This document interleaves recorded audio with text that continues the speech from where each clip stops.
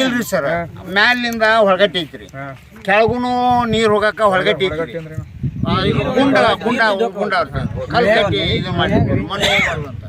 ಮ್ಯಾಲೆ ಎಲ್ಲಿ ಐತಿ ಕೆಳಗುನು ಅಲ್ಲೇ ಐತ್ರಿ, ಅದು ಅಲ್ಲಿಗೆ ಮಾಡ್ರಿ ಅಂತ ನಮ್ದು ಡಿಸೈನು ಅದು ಇದು ಅಂದ್ರೆ ನಾವು ಕೇಳಂಗಿಲ್ಲ. ಅವ್ರು ಮಾಡ್ಬೇಕಾದ್ರೆ ಅದನ್ನೇ ಹೇಳ್ರಿ, ಅದನ್ನೇ ಬಾಕ್ಸ್ ಕಲ್ವರ್ಟ್ ಶಿಫ್ಟ್ ಮಾಡಂತ ಹೇಳ್ತಾರೆ. ಎಷ್ಟು ಮೀಟರ್ ಆಲ್ರೆಡಿ ಫೌಂಡೇಶನ್ ಹಾಕಿ ಅದು ರಾಫ್ಟ್ ಗಿಫ್ಟ್ ಮಾಡಿವಿ. ಈಗ ಅದು ಎಲ್ಲಿ ಹಾಕ್ಬೇಕಂದ್ರೂ ಹೈಡ್ರಾಲಜಿ ಪ್ರಕಾರ ಹೋಗ್ಬೇಕು. ಆಸ್ ಪರ್ CA ಮಾಡಿರ್ತಾರೆ. CA ಅದು COS ಅಲ್ಲ, COS ಅಂದ್ರೆ ಶಿಫ್ಟ್ ಮಾಡ್ಬೋದು. ಚೇಂಜ್ ಆಫ್ ಸ್ಕೋಪ್ ನಾಗ ಇಲ್ಲ, ಚೇಂಜೇ ಮಾಡೋದ್ರಿ. ಅದು ಅಲ್ಲಿ ನಾವು ಮಾಡಿಸ್ಕೊಡಂಗಿಲ್ಲ, ಮುಂದೆ ನೀರು ಪಾಸ್ ಆಗಲ್ಲ. ಸ್ಲೋ ಪ್ರೊಟೆಕ್ಷನ್ ಬೇಕಾದ್ರೆ ಮಾಡ್ಬೋದು. ಸ್ಟೋನ್ ಪಿಚಿಂಗ್ ಇಲ್ರಿ, ಸ್ಟೋನ್ ಪಿಚಿಂಗ್ ಆಗಿ ಏನು ಬೇಡ್ರಿ, ನಮ್ದ ಜಮೀನು ಅದು. ಇದು ನಮ್ದ. ಈ ಮ್ಯಾಲಿಂದ ಬಂದವ್ರ CA ಎಲ್ಲ ಫೈನಲ್ ಆಗಿದೆ ಸರ್, ಅದು ಫೈನಲ್ ಆಗಿದೆ. ಅದೇ ಒಟ್ಟು ಅವ್ರು ಏನು ಹೇಳತ್ತಾರ ನೀರು ಬೇರೆ ಕಡೆ ಏನು ಮಾಡಿದ್ರೆ ನಂಗೆ ಅದರೊಳಗೆ ಹೋಗ್ಬೇಕು ಅನ್ನೋ ದೃಷ್ಟಿ ಮ್ಯಾಲಿಂದ ನೀರು ಏನು ಬರ್ತೈತಿ ಒಳಗಟ್ಟೆ ಐತಿ, ಅದನ್ನ ಕೆಳಗೆ ನಾವು ಕೊಟ್ಟಿವಲ್ಲ, ಅದನ್ನ ಸೀದಕ್ಕ ಮಾಡ್ರಿ, ನಮ್ದೇನು ಅಬ್ಜೆಕ್ಷನ್ ಇಲ್ಲ. ಒಳಗಟ್ಟೆ ಐತಲ್ಲ ಸರ್, ಅದ ಒಳಗಟ್ಟೆ ಸೀದನ ಮಾಡ್ರೆ ಇವ್ರ ಅಂತ ಸರ್. ಹೌದು ಹೌದು. ಅವ್ರ ಸರ್ ಏನಂತಾರ, ಕ್ಯಾಚ್ಮೆಂಟ್ ಸ್ವಲ್ಪ ಮ್ಯಾಕ್ ಬಂದೈತಿ, ನಾವು ಅಲ್ಲಿ ಮಾಡ್ತೀವಿ ಅಂತ ಅವ್ರ ಅಂತಾರೆ.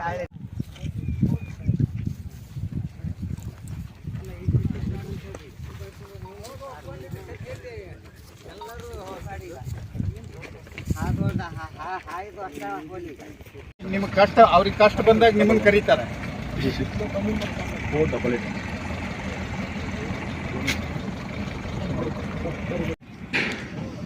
ಈ ಕಾಮಗಾರಿ ಈಗ ಸ್ಟಾಪ್ ಯಾಕೆ ಮಾಡ್ರಿ ಸರ್?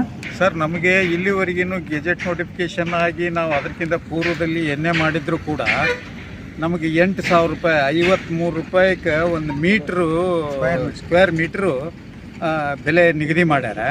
ಅದಕ್ಕೆ ನಮಗೆ ರೇಟ್ ಕೂಡ ತೃಪ್ತಿ ಇಲ್ಲ. ನಮ್ಮ ಜಮೀನು 3 ಕಡೆಯಿಂದ ನೀರಾವರಿ ಇದೆ. ಕೃಷ್ಣಾ ಪ್ರಾಜೆಕ್ಟ್ಲಿಂದ, ಕಡೂರು ಟ್ಯಾಂಕ್ಲಿಂದ ಮತ್ತು ನಮ್ಮ ಬೋರ್ವೆಲ್ಲಿಂದ ಇಷ್ಟು ನೀರಾವರಿ ಇದ್ದರೂ ಕೂಡ ಅದಕ್ಕೆ ಸರಿಯಾದ ಬೆಲೆ ನಿಗದಿ ಮಾಡಿಲ್ಲ. ಆಮೇಲೆ ದುಡ್ಡು ಕೊಡಲಾರ್ದ ಕೆಲಸ ಕಾಮಗಾರಿ ಮಾಡ್ತೀವಿ ಅಂಥೇಳಿ ಅವರು ಕಾಂಟ್ರಾಕ್ಟ್ ಹಿಡಿದವರು SI ಸಾಹೇಬ್ರನ್ನ, ತಹಸೀಲ್ದಾರ್ ಸಾಹೇಬ್ರನ್ನ ಕರೆಸಿ ನಮಗೆ ಕೆಲಸ ಮಾಡೋಕೆ ಅನುವು ಮಾಡಿಕೊಡ್ರಿ ಅಂತ ಅವ್ರಿಗೆ ಹೇಳಕತ್ತೆ. ಹಾಗಾಗಿ ನಾವು ನಮಗೆ ದುಡ್ಡು ಹಾಕ್ರಿ, ನಮಗೆ ಕೆಲಸ ಪ್ರಾರಂಭ ಮಾಡಿರಿ ಅಂತ ನಾವು ಕೇಳಿದ್ವಿ.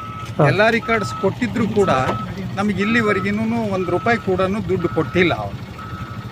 ಹೀಗಾಗಿ ಅದಕ್ಕೆ ನಾವು ಸ್ಟಾಪ್ ಮಾಡಿದ್ದೀವಿ ವಿನಃ ಇರಲಿಲ್ಲ ಅಂದರೆ ಕೋರ್ಟ್ನಾಗ ಐತೆ, ನೀವು ಕೋರ್ಟ್ನೇ ತೊಗೊಳ್ರಿ ಹಾಗೆ ಈಗ ಅನ್ನಕತ್ತಾರೆ.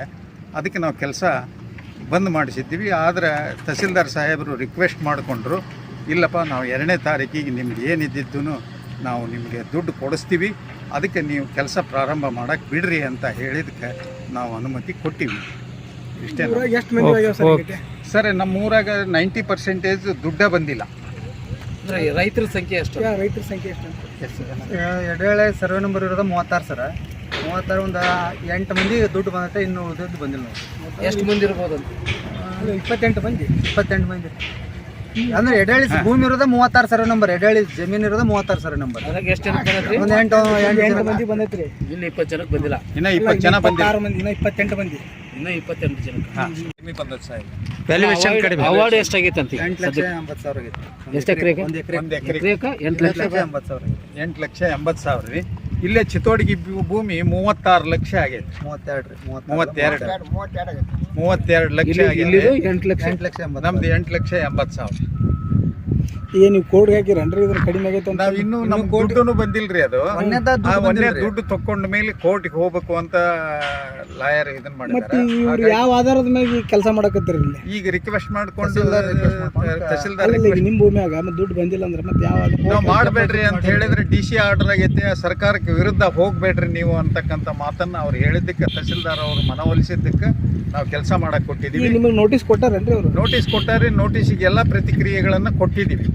ಅವನ್ನೆಲ್ಲ ಯಾವ ನಮಗೆ ಕಾರ್ಯರೂಪಕ್ಕೆ ಬಂದಿಲ್ಲ. ಈಗ ತಹಸೀಲ್ದಾರ್ ಬಂದು ಏನೇನು ಹೇಳಿದ್ರಿ? ತಹಸೀಲ್ದಾರ್ ಸಾಹೇಬರು ಏನಪ್ಪ ಈಗ ಕೆಲಸ ಪ್ರಾರಂಭ ಮಾಡಲಿ, ಮಳೆಗಾಲ ಬರುತ್ತೆ, ಮುಂದೆ ನಿಮಗೆ 2ನೇ ತಾರೀಕಿಗೆ ನಿಮ್ಗೆ ಏನಿದ್ದು ಫೆಬ್ರವರಿ 2ಕ್ಕೆ ಏನಿದ್ದು ನಾವು ಪ್ರಯತ್ನ ಮಾಡಿ ಕೆಲಸ ನಿಮ್ಗೆ ದುಡ್ಡು ಕೊಡಿಸ್ತೀವಿ. ನೀವು 2ನೇ ತಾರೀಕು ಆಗಲಿಲ್ಲ ಅಂದ್ರೆ 3ನೇ ತಾರೀಕು ನಮ್ಗೆ ನಾನಾ ಬಂದು ಕೆಲಸ ಈಗ ಬಂದಂತ ಪರಿಹಾರವನ್ನು ಕೊಡಿಸ್ತೀನಿ ಅಂದ್ರೆ ಅಥವಾ ಪರಿಹಾರ ಕೊಡಿಸ್ತೀನಿ. ಪರಿಹಾರ ಕೊಡ್ತೀನಿ. ಹೆಚ್ಚಿನ ಪರಿಹಾರ ಅಲ್ಲ. ಸದ್ಯಕ್ಕೆ ಏನು ಅವಾರ್ಡ್ ಆಗೈತೆ ಅವಾರ್ಡ್ ಆಗೈತೆ ಅದನ್ನ ಕೊಡ್ತೀನಿ. ಅವಾರ್ಡ್ ಅಮೌಂಟ್ ಕೊಡಿಸ್ತೀವಿ. ಅದ್ರ ಹೆಚ್ಚಿನ NHA ಅಧಿಕಾರಿಗಳು ಏನಂದ್ರೆ ಈಗ NHA ಅಧಿಕಾರಿಗಳು ಬರುತ್ತೆ ಹೋಗುತ್ತೆ ಅಂತಕ್ಕಂಥ ಹಾರಿಕೆ ಉದ್ದಿನ ಮಾತೇ ಹೇಳ್ತಾರೆ. ಅಲ್ಲಿ ನಿಮ್ಮ ಕೂಡಿ ಕೆಲಸ ಏನು ಮಾತೇನು ಹೇಳಿಲ್ಲ ಅವರು.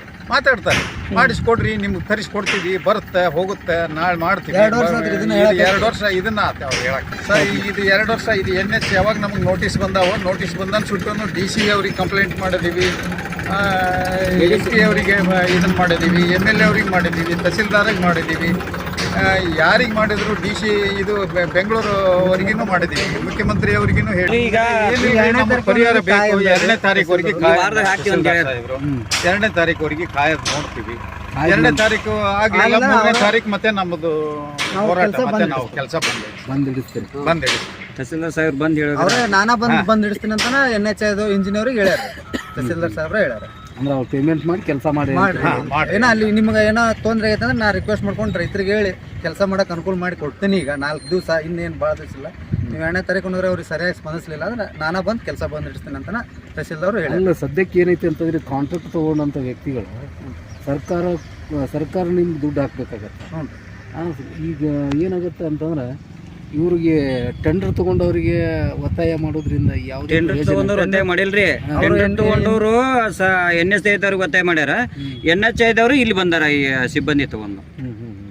ಇವರು ಕೆಲಸ ಮಾಡೋರು ಯಾರು ನಮಗೇನು ದಬ್ಬಾಳಿಕೆ ಮಾಡಿರ್ತಾರೆ. ಕೋರ್ಟ್ ಡೆಪಾಸಿಟ್ ಆಗಿತ್ತು